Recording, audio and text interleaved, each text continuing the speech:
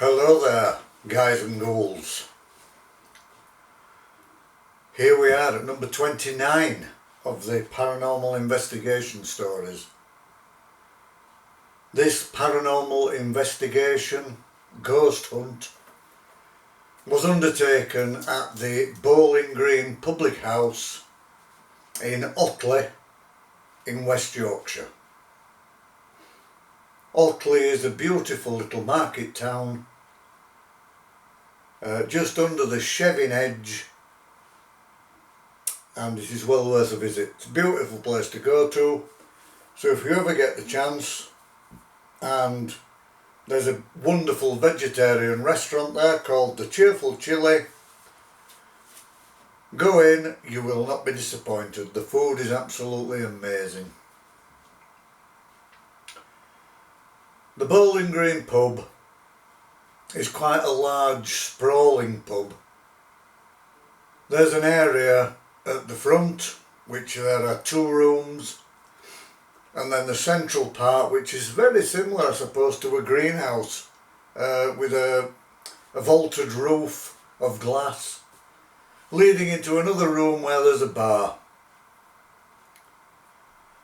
This particular night where we did this ghost hunt, there was myself, there was a very good medium called Kay Osterbury, who you can find on YouTube, Facebook, etc, etc.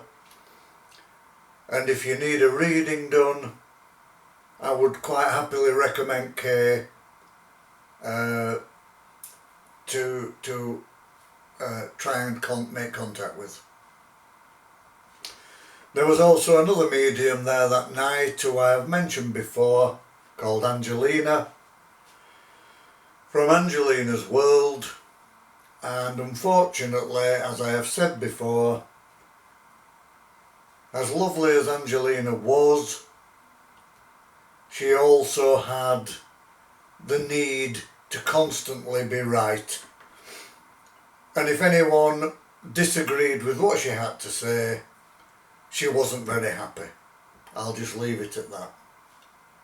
I worked with Angelina for over 2 years, out on the road, touring throughout the United Kingdom, and undoubtedly she was very, very good at what she did.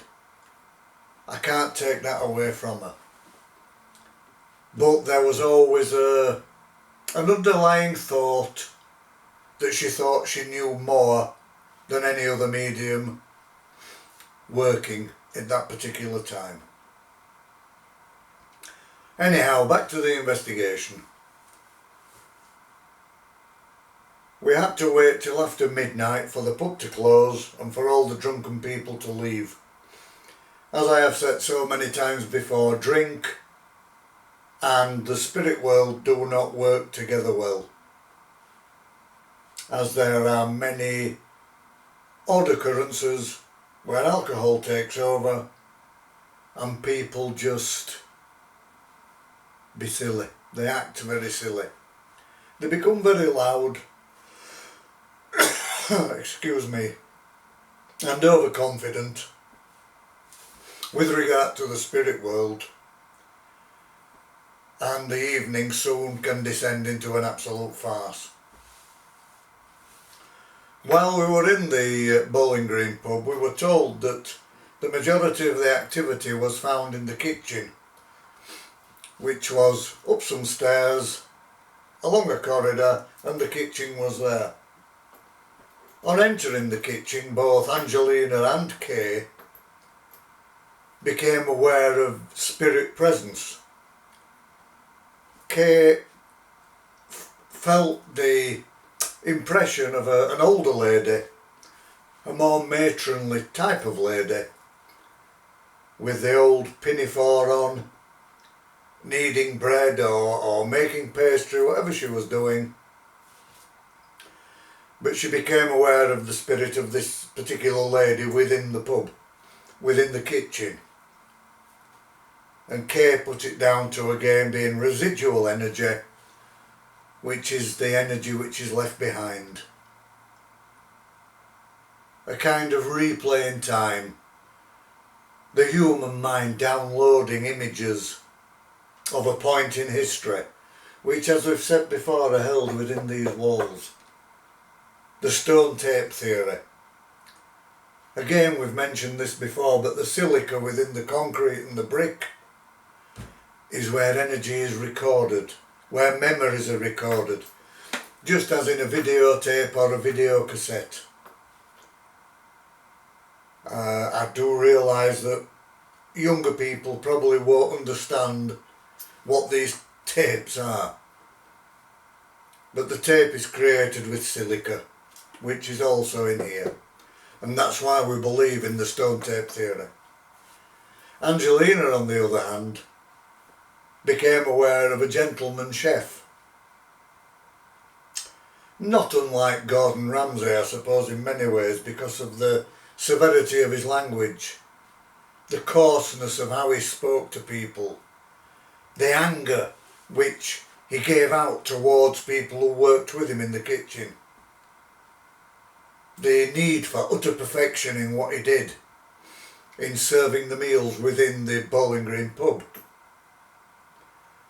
Angelina said that this particular gentleman, and I believe his name was John Fellows, that seems to ring a bell within my mind, John Fellows, yes, and he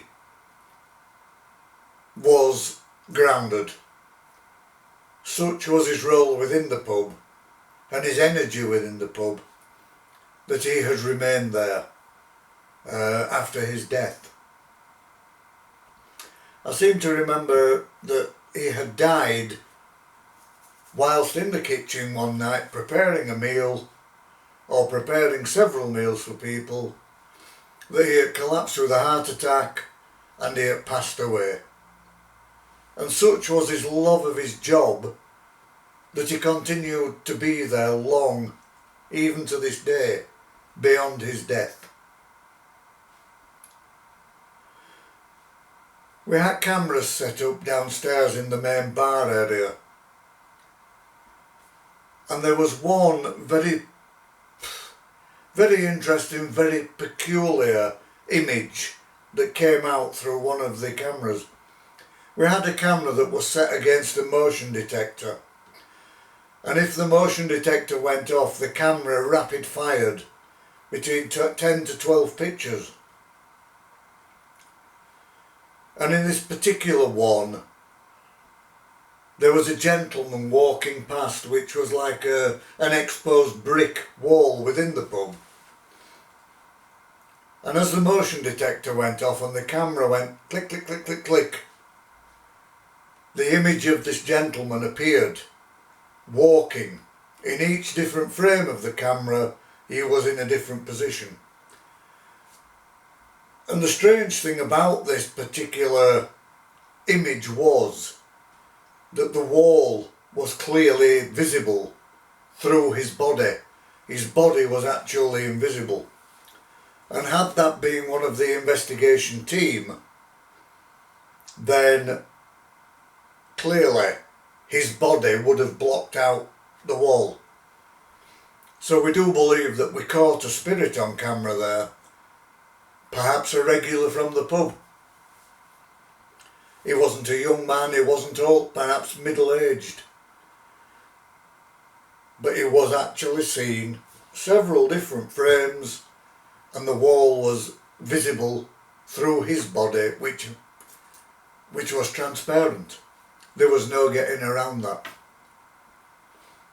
We held an Ouija board session in one of the upper rooms, and we asked if there was anyone there, could the police come through and speak to us.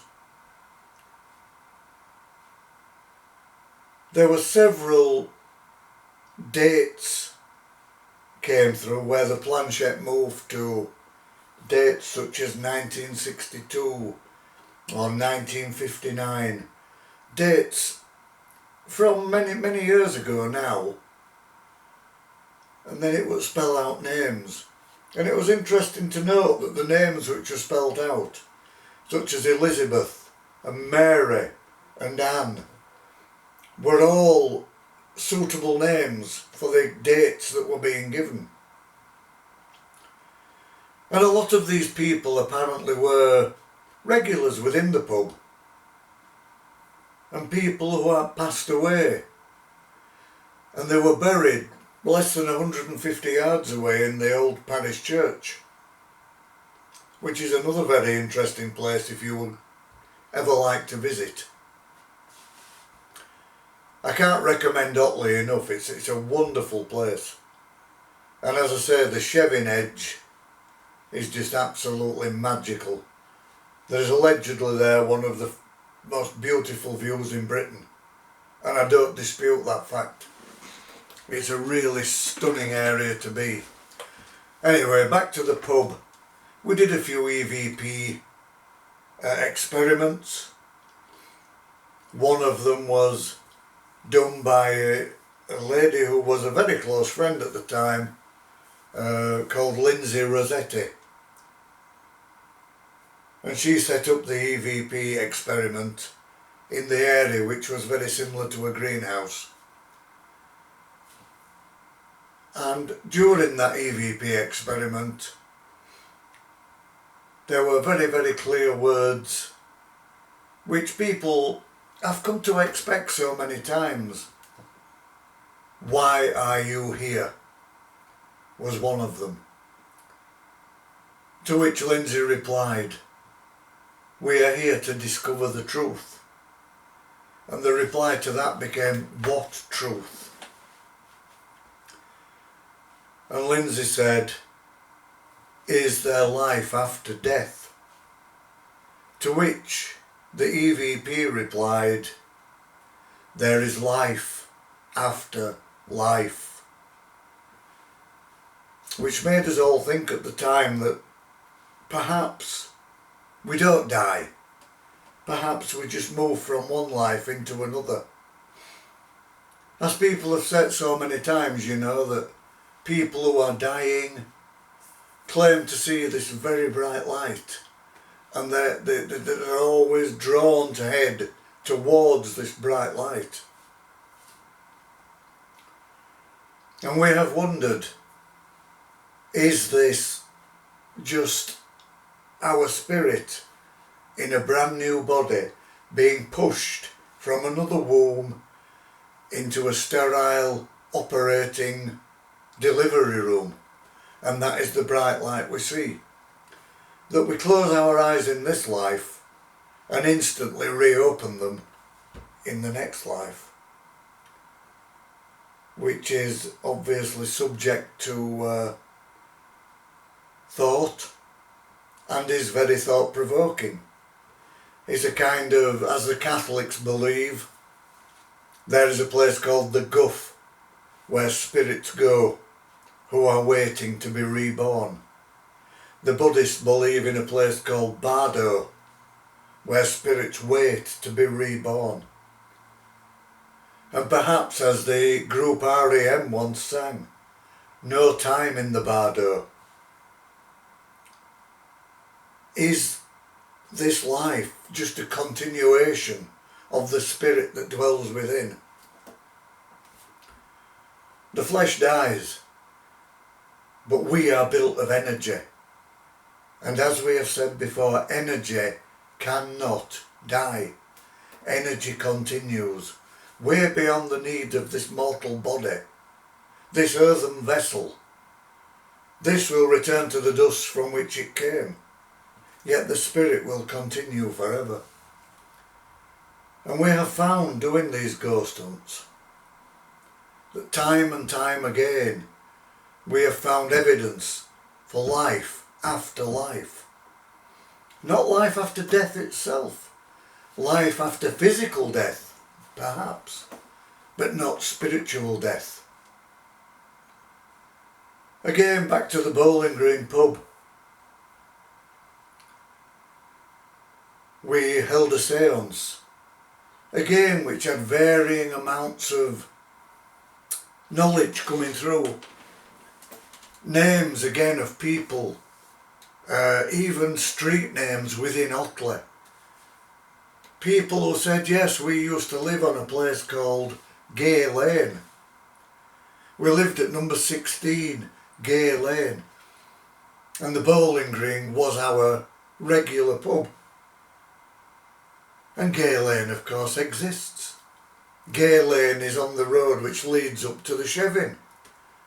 So we've had all this experience of spirit people actually giving us the information of where they've lived, their names, the dates they died, the years they died, etc.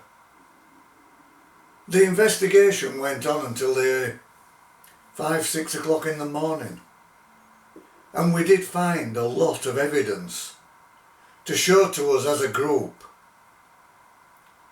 that we were not wasting our time, that there were far more under heaven and earth than meets the eye, far more than we, with our finite mind, can ever understand the infinite.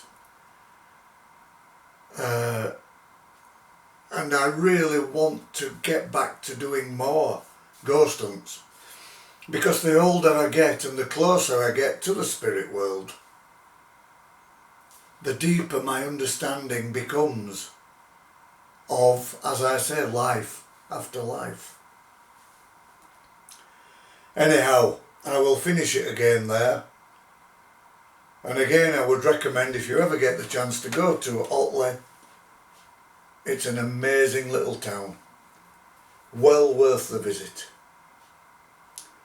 And I'll go back now to these pieces of my art, which are at the side of me. This here is the ghost of Lennon Past, which is modelled on John Lennon himself. This one is Sonia, and she is one of the Cenobite from the film Hellraiser. And here is Nosferatu, the vampire. I have a very close affinity with the vampire community, and certainly the vampire community which are around us today, being a member of the Sabertooth clan. And beneath here is the lady from the Mask of the Red Death. All these pieces will be for sale, and are for sale. I am hoping to enter them all into an online exhibition of my artwork in October, which I will invite everybody to.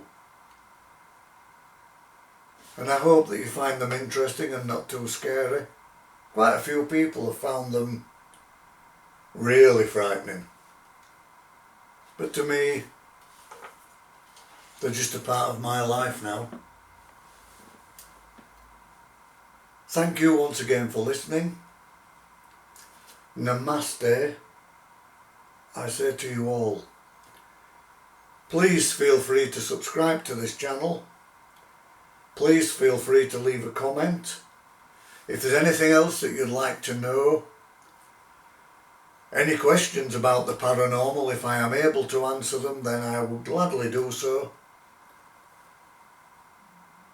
Please click like and invite your friends to watch it. And once again, namaste. Thank you.